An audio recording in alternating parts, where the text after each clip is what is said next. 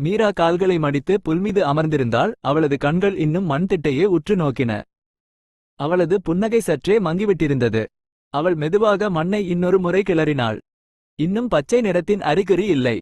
மித்து அவளருகே சிறகடித்து மெதுவாகச் சொன்னது, ஒருவேளை விதைகளுக்கு இந்த தோட்டம் பிடிக்கவில்லையா? அல்லது அவை வெட்கப்படுகிறதா? மீரா உடனடியாக பதிலளிக்கவில்லை. அவளது கண்கள் தோட்ட ஊஞ்சல் மீது அலைந்தன. பிறகு அவளுக்கு ஏதோ நினைவுக்கு வந்தது. அது அவளது அம்மா அவளுக்குச் சொல்லிய படுக்கையறை கதையாகும். குரங்கும் ஆப்பும். ரொம்ப காலத்துக்கு முன்னாடி ஒரு காட்டுக்கு அருகில் இருந்த ஒரு நகரத்தில் சில தச்சர்கள் ஒரு பெரிய மரக்கோவிலை கட்டிக் கொண்டிருந்தார்கள். தினமும் காலையில் வந்து மரங்களை வெட்டி அமைப்பை உருவாக்கினார்கள்.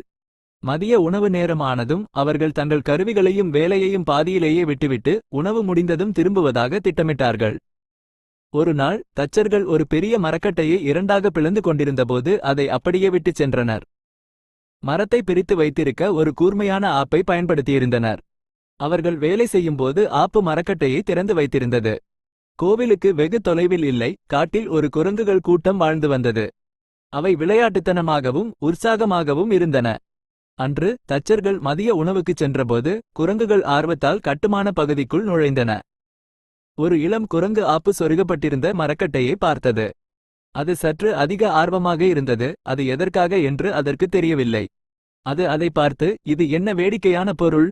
நான் இதை வெளியே இழுத்தால் என்ன நடக்கும் என்று ஆச்சரியமாக இருக்கிறது என்று நினைத்தது. மற்றொரு வயதான குரங்கு அதை எச்சரித்தது, அதை தொடாதே. அது ஆபத்தானது. அது என்ன செய்கிறது என்று நமக்குத் தெரியாது. ஆனால் இளம் குரங்கு கேட்கவில்லை. அது உற்சாகமாக இருந்தது, விளையாட விரும்பியது. அது மரக்கட்டை மீது குதித்தது. மரக்கட்டை திறந்திருந்த இடத்திலேயே அமர்ந்து தன் முழு பலத்தையும் பயன்படுத்தி ஆப்பை இழுக்க ஆரம்பித்தது. திடீரென்று ஆப்பு தளர்ந்து வெளியே குதித்தது. தவாக்! மரக்கட்டையின் இரண்டு பக்கங்களும் உடனடியாக பெரும் சக்தியுடன் மூடிக்கொண்டன. குரங்கு வலியால் அலறியது. அதன் வால் கனமான மரத்துண்டுகளுக்கு இடையில் சிக்கிக் கொண்டது. அது சத்தமாக அழுது விடுவித்துக் கொள்ளப் போராடியது. ஆனால் அதனால் நகர முடியவில்லை. விரைவில் தச்சர்கள் திரும்பி வந்து குரங்கு சிக்கி அழுது கொண்டிருப்பதைக் கண்டனர். அவர்கள் அதை விடுவிக்க உதவினார்கள். ஆனால் குரங்கு பலத்த காயமடைந்தது. வயதான குரங்கின் ஆலோசனையை கேட்காததற்காக வருத்தப்பட்டு வலியுடன் நொண்டி நடந்தது. அந்த கதையின் நினைவு மீராவை அமைதியாக சிந்திக்க வைத்தது. அவள் மித்துவிடம் திரும்பி மெதுவாகச் சொன்னாள், மித்து, அவசரப்பட்டு கேட்காமல் காயமடைந்த குரங்கு நினைவிருக்கிறதா? மித்து மெதுவாக தலையசைத்தது.